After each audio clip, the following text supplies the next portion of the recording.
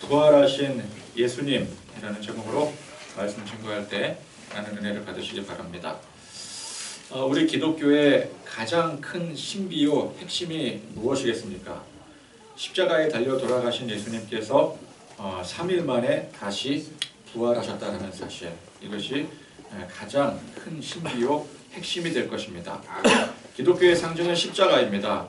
예수님께서 지신 그 십자가는 단순히 그 시대에 죄인을 처형했던 형틀이 아니었습니다. 예수님께서 우리의 모든 죄를 한 몸에 짊어지시고 그 십자가를 지신 것이었습니다. 그래서 예수님의 십자가는 우리의 모든 죄를 담아 대신 죽으신 예수님의 보혈, 희생, 헌신을 상징하는 것입니다. 그러나 십자가의 의미가 거기서 끝나면 안 되는 것입니다.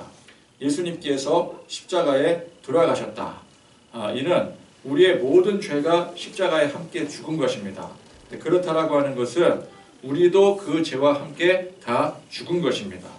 그것은 저주인 것이죠.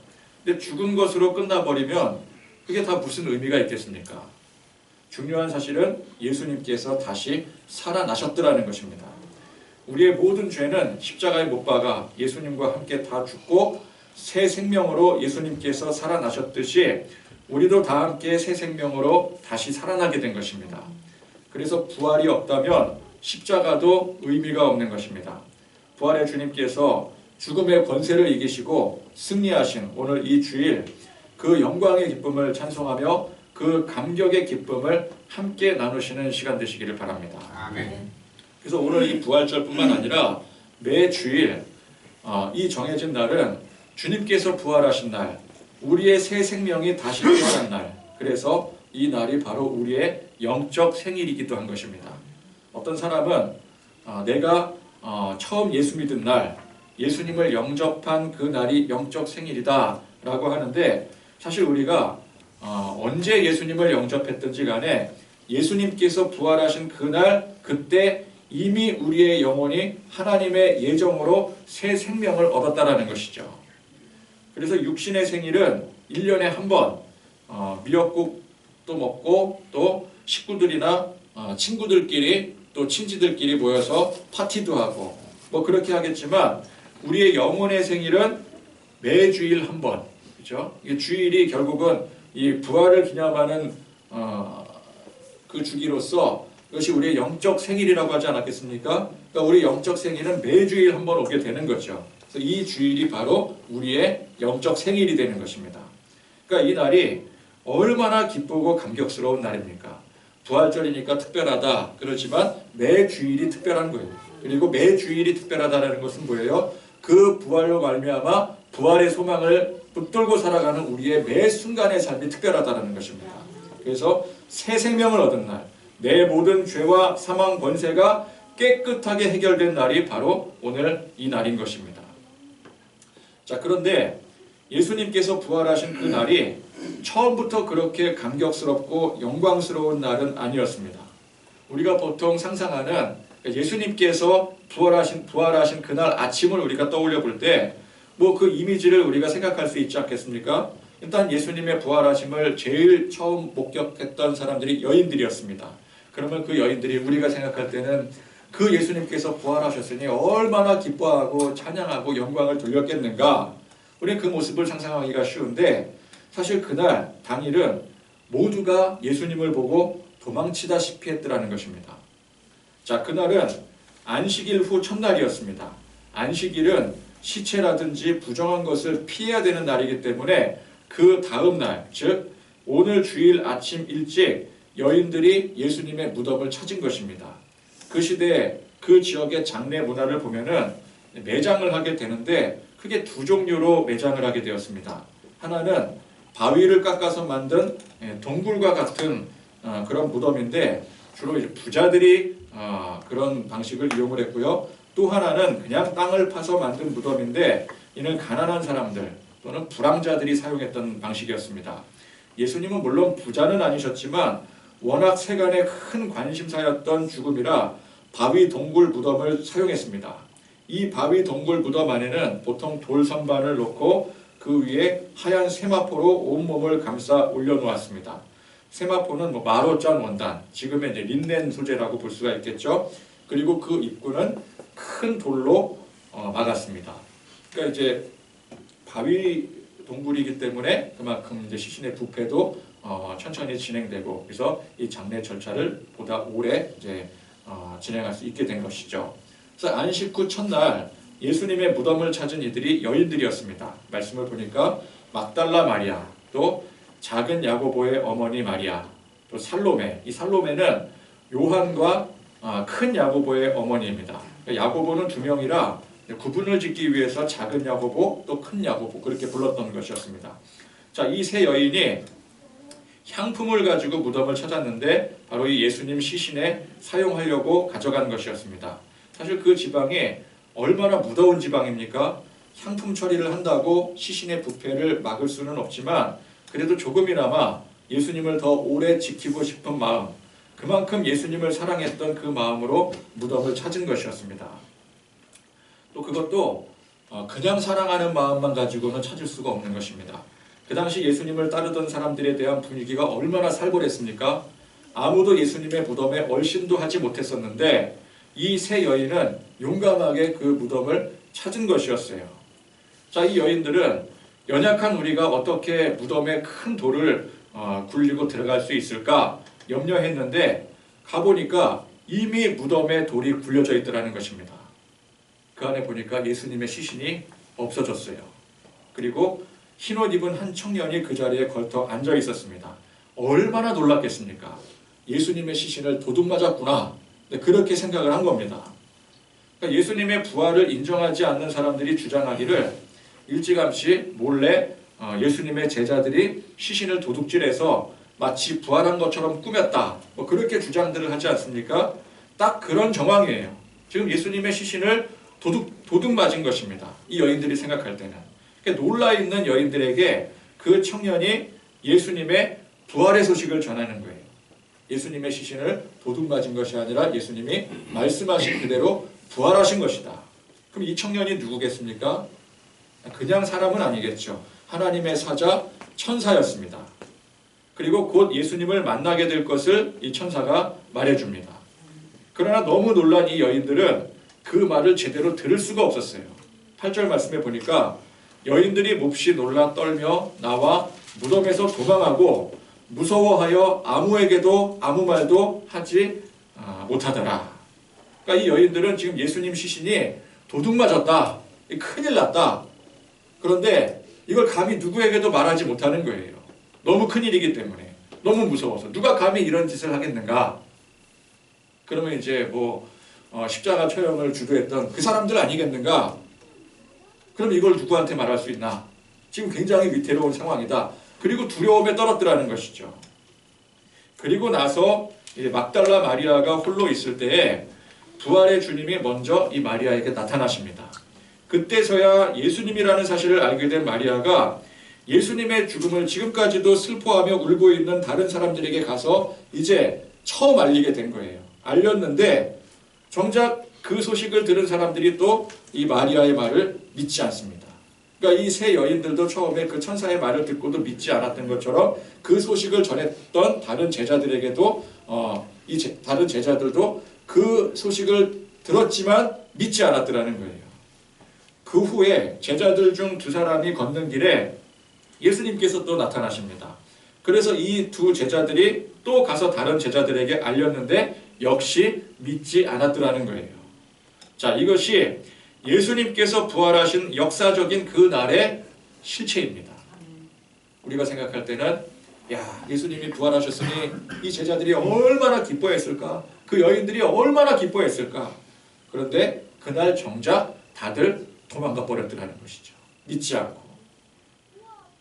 자, 용감하게 무덤을 찾은 여인들, 얼마나 예수님을 사랑했던 사람들이었겠습니까? 막달라 마리아, 창기로서 막다른 골목에 이른 인생에 예수님을 만나고 새 소망을 품었던 사람이었어요.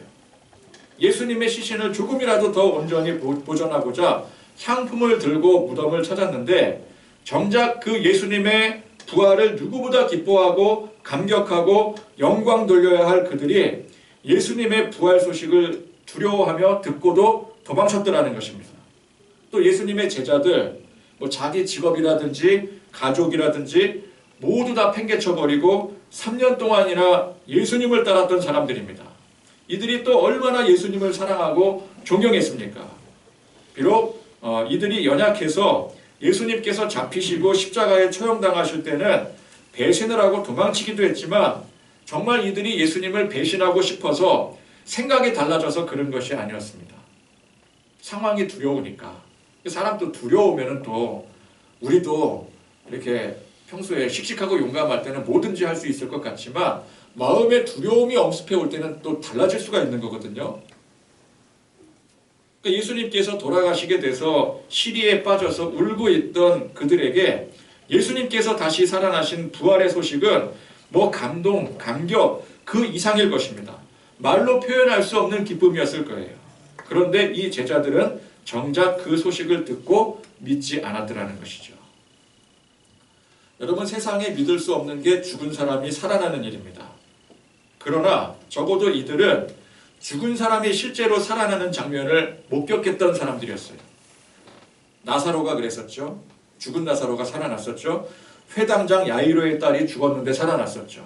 그들은 예수님을 쫓아다니면서 예수님께서 죽은 사람 살리시고 병자를 고치시고 자연의 조화를 마음대로 부리시는 그런 놀라운 이적들을 수도 없이 목격했었습니다. 그렇게 예수님을 쫓아다녔던 사람들은 그 예수님의 능력을 믿었어요. 물론 예수님을 부정하고 예수님을 쫓아다니지 않았던 사람들은 그걸 다 가짜라고 치부했죠. 그거 다 수작이다. 그 제자들이 함께 작당을 해서 꾸며낸 일이다. 그렇게 생각하고 그렇게 주장했겠지만 적어도 예수님의 제자들, 오늘 이 예수님의 부활의 소식을 들었던 이 사람들은 평소에 3년 동안 예수님 쫓아다니면서 예수님의 그 기적을 직접 목도했고 믿었던 사람들이었더라는 거예요. 그런데 정작 예수님께서 스스로 부활하신 그 사실을 믿지 않았습니다.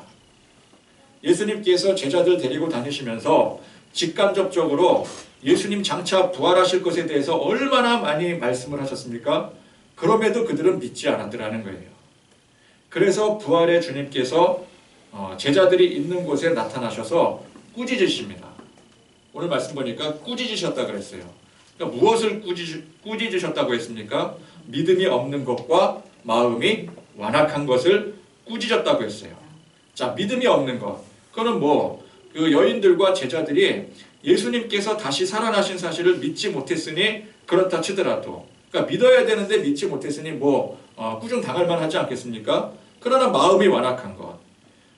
마음이 완악한 사람들이 누구입니까? 그 당시에 예수님을 핍박하고 못 박은 자들이, 이 사람들이 완악한 자들이지, 예수님 쫓아다니면서 헌신했던 사람들, 예수님을 진심으로 사랑해서 무덤까지 찾은 이 여인들이 완악한 사람들이라고 볼 수 있겠습니까?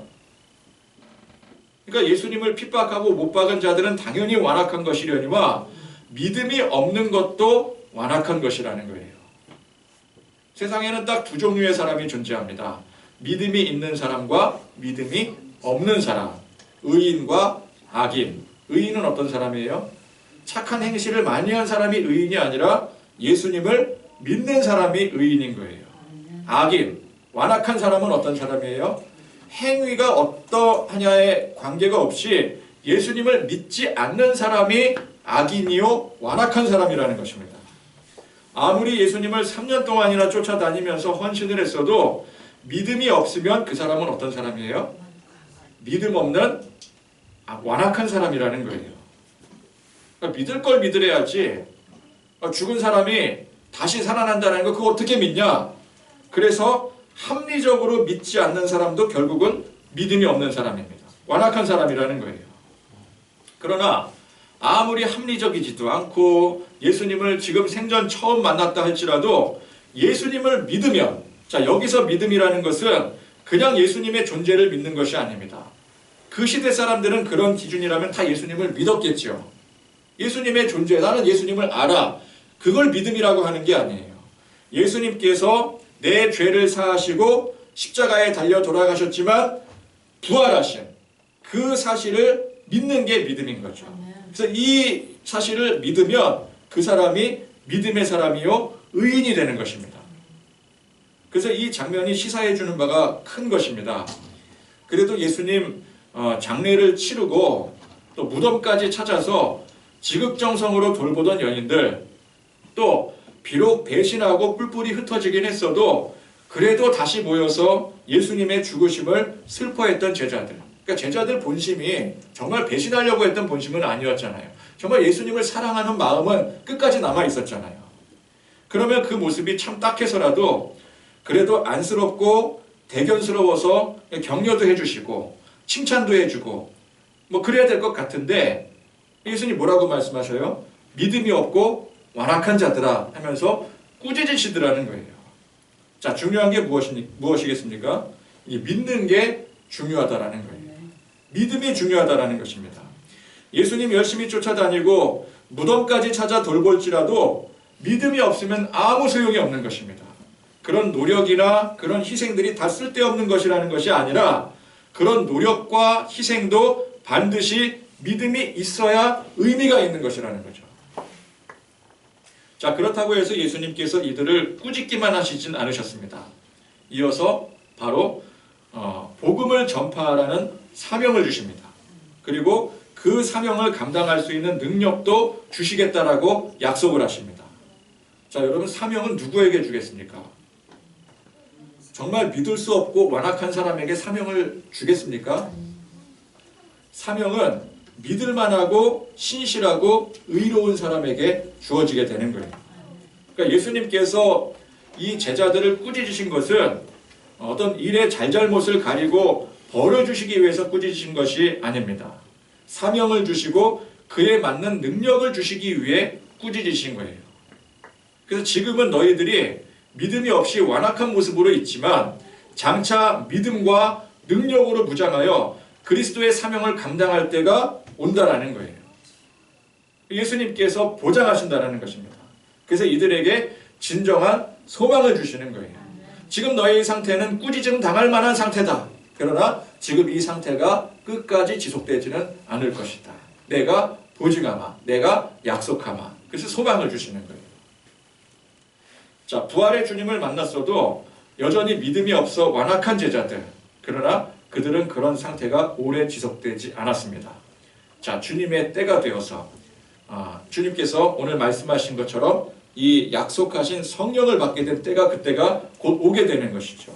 그렇게 되었을 때 이들 모두는 완전히 다른 변화된 사람들이 되었습니다. 주님께서 약속하신 그대로 믿음과 능력으로 무장하여 온 천하에 다니며 만민에게 복음을 전하는 사명자들이 되었습니다. 오늘 이 부활의 아침에 이제 우리는 주님 약속하신 성령님의 역사하심으로, 그러니까 이 약속은 그 당시 제자들에게만 주신 것이 아니라 이 부활의 소망을 믿는 우리 모두에게 동일하게 주신 약속인 거예요. 그래서 우리는 주님이 약속하신 성령님의 역사하심으로 그 당시 그 제자들처럼 두려워하며 도망치고 믿지 않는 그런 완악한 자들이 아니라는 것입니다. 그래서 우리가 이날을 항상 기뻐하며 영광 돌리며 우리 주님께 나와 예배할 수 있는 것이죠. 아니면 우리는 매주일마다 도망쳐야 되는 거예요. 그 부활의 신앙은 이건 아무나 가질 수 있는 것이 아닙니다. 우리가 믿고 싶다고 해서 믿어지는 것이 아닙니다.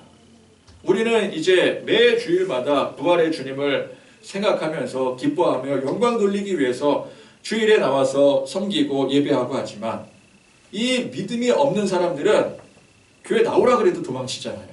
그죠? 도망치는 것과 똑같은 거죠. 그렇게 전도를 하고 그렇게 교회 나오라고 해도 안 나오잖아요. 안 오잖아요. 그죠?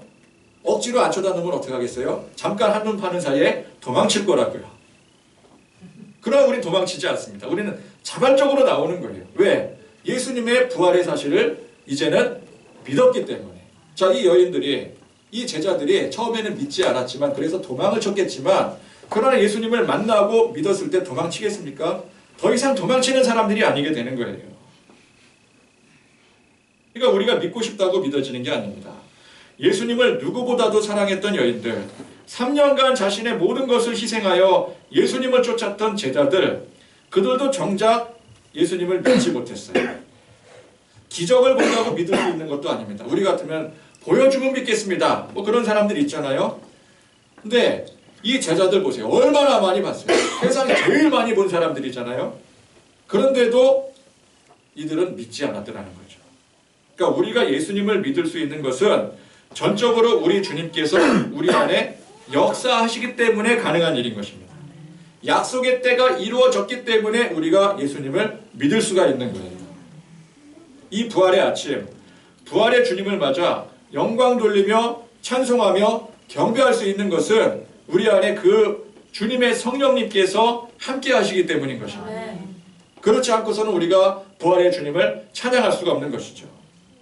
그러니까 우리가 이 믿음을 내가 이미 가지고 있다는 것, 그 자체만으로도 이게 얼마나 놀라운 일인지 모릅니다. 이게 대단한 일이라는 거예요. 그래서 여러분, 우리가 살면서 좀 부족해도, 좀 연약해도, 우리가 좀 스스로 생각하기에도 죄를 많이 지었어도, 또 잘 안 풀리고 어렵고 힘든 일이 많다 할지라도 그것 때문에 두려워하고 도망칠 필요가 없는 것입니다. 그럼에도 불구하고 우리 안에 계신 성령님께서 이 연약하고 완악한 제자들을 바꾸셨던 것처럼 언제라도 우리를 바꾸실 것이기 때문에 그렇습니다. 그래서 우리가 오늘 이 부활절뿐만 아니라 매 주일 주님께서 부활하신 이 영광의 날, 또한 우리 각자의 영적 생일인 이 거룩한 날에 기쁨으로 주님을 맞이하고 영광스럽게 예배하고 또 주님의 그 온전하신 그 뜻대로 열심히 우리 사는 날까지 사명 감당하기를 다짐할 수가 있는 것입니다. 이 어둡고 혼탁한 세상 속에 우리가 할 일이 얼마나 많이 있겠어요. 15절 말씀, 우리 주님께서 주신 말씀인데 이게 곧 우리에게 주신 말씀입니다. 우리 다 같이 15절 말씀 또 이르시되 다 같이 고백하시겠습니다. 너희는 온 천하에 다니며 만민에게 복음을 전파하라. 자, 이 말씀이 오늘 나에게 주신 말씀, 우리에게 주신 말씀이라는 거예요. 부활의 소망을 믿고 고백하는 자들에게 주시는 말씀인 것입니다. 우리가 주님의 부활을 가장 크게 기뻐하며 가장 의미 있게 여길 수 있는 방법이 무엇일까요? 주님께서 당부하신 이 말씀대로 순종하며 사명 감당하며 사는 일. 이것보다 더 큰 일이 없는 것이죠. 부활의 주님을 믿을 수 있는 이 믿음 주심에 감사하며 그 주님께 영원히 영광 돌리며 내게 주어진 사명 감당하기를 이제는 그렇게 살기를 원합니다. 그렇게 고백하고 결단하시는 거룩하고 복된 이 부활 절기를 지키는 주일이 되시기를 간절히 소망합니다.